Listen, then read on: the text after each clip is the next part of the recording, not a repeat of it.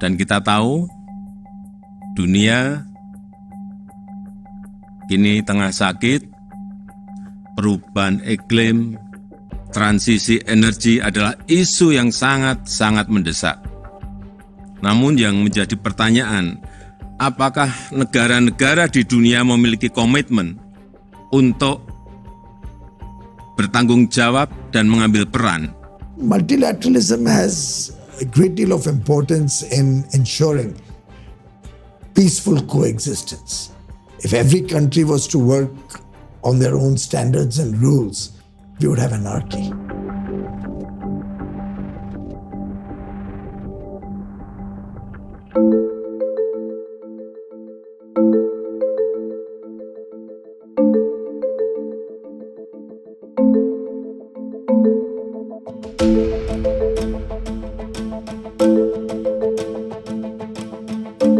If Indonesia wants to achieve the goal that is prosperity, high income country, but also equality, the question is how Indonesia is going to continue our journey to become a high income country.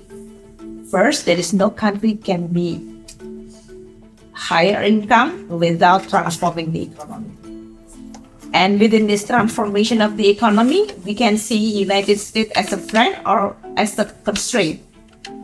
The Inflation Reduction Act, which is being implemented now, is definitely very protective and very inward-looking for the United States. So what does it mean for the rest of the world? We are all only become the market, but we will become too poor to buy any of the product that we are producing. So these are all becoming also at the same time homework for us. Saying that you can't always be friend forever, BFF, but it's just talking as a diplomacy, but you cannot get any benefit of being friend. If the United States at least not harming the transformation of Indonesia at most because we are a higher relationship, you help Indonesia to transform. We're good? 10 minutes for this. Okay, let's go. We want to have peace and stability for as long as possible. What do you think the U.S. can do to a region like Southeast Asia? What do you think Southeast Asia can expect? We're seeing a real, genuine commitment from the United States to have respectful dialogue, productive dialogue with APEC partner markets, as they say, instead of countries. But yeah, I think that is what it's about. Again, holding close our principles, values around protecting democracy and labor rights, ending forced labor. Of course, in my world as a special representative for international labor affairs, we see that as integral to our domestic stakeholders. The potential of our economic growth relies on our ability to promote labor standards broadly across the world, right? Through our multilateral and bilateral engagements. So there's a lot of opportunity. I think I see, at least in my space, of what we could be doing more of. There's some great examples of high road practices for migrant workers, for example. But there's also really dire challenges in the region for migrant workers as well, but also a range of other labor-related challenges. So I think this year, and particularly through APEC, being able to build on that good faith relationship building that has been happening through APEC, through IPEF, to again find those ways where we can make progress together. Those are areas where we think our economic and diplomatic engagement can be a platform for us to work together to improve those things. A lot of this is about being able to listen to where someone's at, I agree. Share your views, but also see people for where they're at and see how you can make progress together. And it's not easy, but it takes commitment, it takes honesty and integrity, hard conversations. What do you think countries like Canada can do to help Southeast Asia in the context of attracting more, if not, capital formation? We know that this part of the world is the fastest growing. The rise of the middle class in this region is enormous. Canada, of course, now just earlier this year has been elevated to a strategic partner by ASEAN. But what does it practically mean? It's about having a real committed presence in the region. It means that I'm taking 5 trade missions, taking Canadian companies and investors into 5 markets in this region: Indonesia, Philippines, Vietnam, taking Canadian companies and doing that work with our partner trading country. We set the table and we bring our businesses and we bring our investors together. Frameworks like free trade agreements, so that it provides that predictability and certainty for businesses. So I'm really looking forward to this. I mean, and I've been in Indonesia many times over the last couple of years. We need some foreign exchange. I've lost count now. But what's terrific about that is that the excitement and the enthusiasm for Canadian businesses and investors to be here.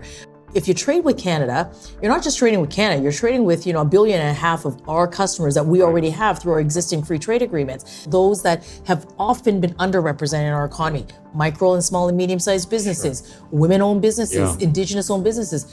Our job is to work with each other, countries together, whether it's actually having a chapter very dedicated to SMEs, having delivered program like Canada does. We have a Can Expert program where we help businesses go into markets. We put some money into supporting what they call Can Champs, so Canadian chambers. So it's actually diaspora. It's expats who are Canadians who already are in the region, and supporting some of their work in terms of then facilitating business to business connections. So I think there are many things that we could be doing together, and I'm excited about it.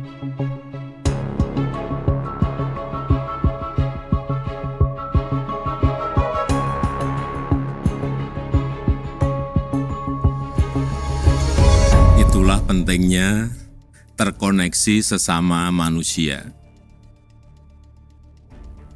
Begitu juga dengan terkoneksi dengan alam. Dan kita tahu dunia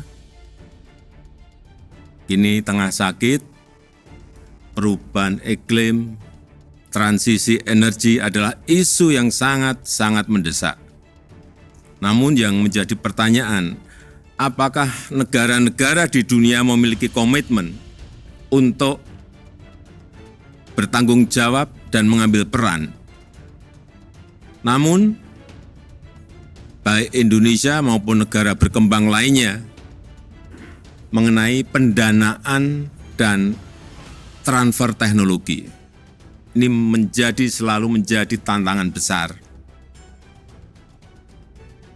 Karena memang kita butuh investasi yang sangat besar, serta transfer teknologi dan kolaborasi. Indonesia ingin memastikan bahwa transisi energi juga menghasilkan energi yang bisa terjangkau oleh rakyat, bisa terjangkau oleh masyarakat. Namun kita tahu semuanya sampai saat ini, yang namanya pendanaan iklim masih business as usual.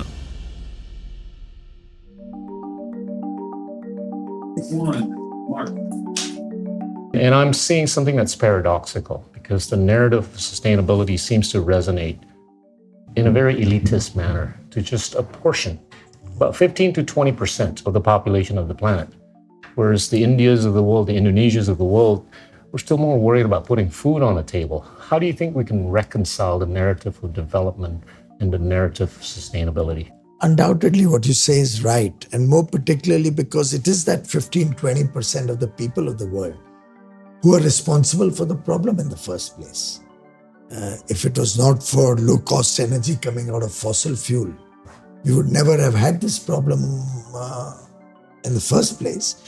And we wouldn't have had a few countries with such highly developed economies.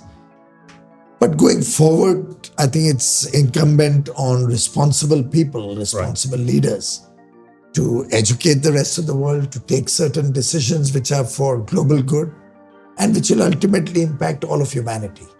So even though the rest of the 80% may not realize its impact, I think gradually the message is reaching the last man at the bottom of the pyramid also. I think it's incumbent on the developed nations to take a lead, play an important role on the polluters pays principle.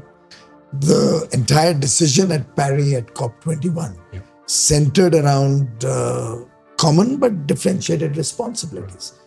And it was expected that new technologies, low cost, long tenor financing would be made available for everybody to participate in the effort to ensure decarbonization of economies and probably save the earth. You made a visit to the Tesla plant the other day. You seem to suggest that they're actually going to move forward with the plan to build something there. There's this talk about reshoring, friendshoring, offshoring of supply chain capabilities from China to other developing economies, right? What can countries like Indonesia learn from the Indias of the world? We have a lot of engineering talent which is contributing to Tesla and its growth. We have a lot of Indian component manufacturers who are providing components and supplying to Tesla from India, and they plan to double their imports from India in the current year. So I was more trying to understand their long-term plans and their vision going forward. I have not suggested as yet that they have decided to come to India or any of that. But certainly India as a nation believes that we will have to move into less polluting vehicles. For us, it makes a lot of economic sense.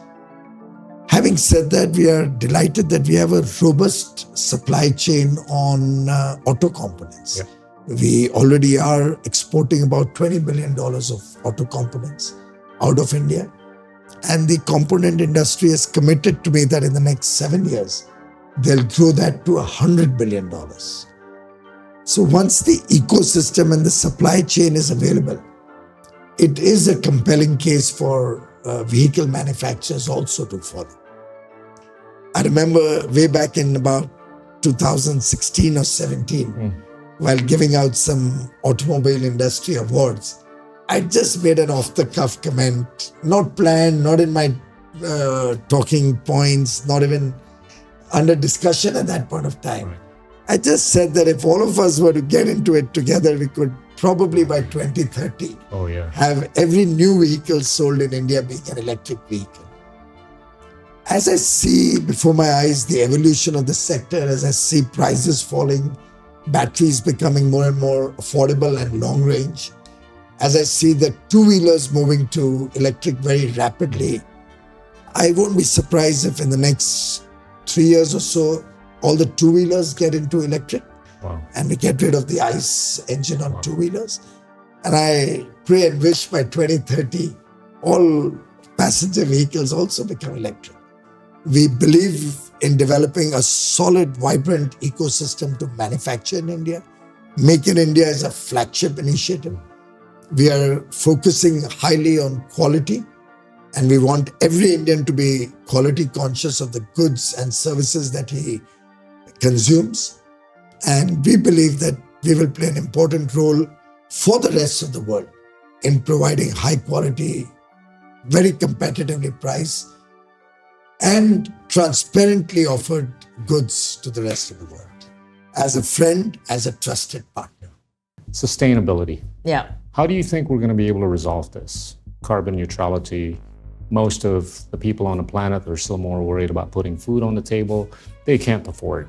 I think we need to do this as a world. It is the single most pressing issue. Blended finance, sort of modalities, which Indonesia championed as part of last year's G7 presidency, I think is one very creative way of working with G7 economies that include the G20 economies that include the G7 on how to create more creative modes of financing that will actually do adaptive, that could do adaptation infrastructure projects, for example, that will deal with, with how we might be able to adopt, clean tech. Do you feel optimistic that they're actually going to come to the table with something concrete that can help resolve carbon neutrality by 2050 or 60? The developed world is still struggling with their own challenges. The developed world hasn't as yet put serious money on the table, serious resources, technology on the table. And to that extent, I'm not so sure the world will be able to be a safer place to live in by the defined timeline. And I don't even know whether we have the luxury of 2050, given that probably 6 out of 9 parameters being watched are already breached. So we'll need to see much more action, much more proactive involvement of the developed world. I hope some big catastrophe is not required to make them realize their responsibilities.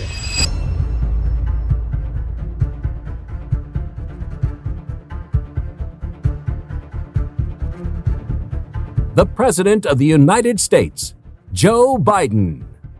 Let me be clear. We are de-risking and diversifying our economic relationship with the PRC, not decoupling.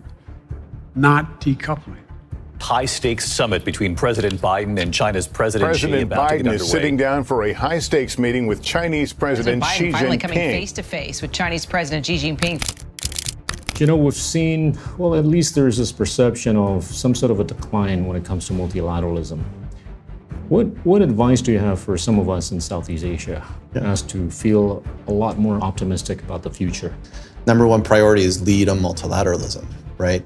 And while we're doing it, we want to enhance engagement with like-minded partners. We want to uphold international rules and norms. We want to advance public-private collaboration. We want to deliver strong policy outcomes, all part of that package. I've seen in the last couple of years where even if there's not consensus on everything, there's a remarkable amount of consensus across APEC on a lot of the real challenges that we're facing as a regional economy. We have much more in common than we have different when it comes to some of our expectations around trade and investment, innovation, sustainable and inclusive growth, and trying to build on those commonalities. I would say I'm very encouraged about the future for multilateralism. In the speech by President Biden this morning, I think we're very positive, at least to a layperson like me. Can you shed more light on this? This year, Secretary Blinken, Secretary Yellen, Secretary Raimondo all go to China. Yep. I'm very excited that APEC is still a place after 3 decades that can be where it can be a platform to have meetings like that. Meetings of real consequence, meetings at a high level, meetings between leaders that really matter and not just matter for the United States and China, but matter for the entire region and matter for the entire world. I think it left a lot of people feeling really great, and for me it was a really special moment. So I think what you're hearing from me is, yes, it's a complicated world, and yes, there are many things that we're all dealing with, especially now, but I'm hopeful.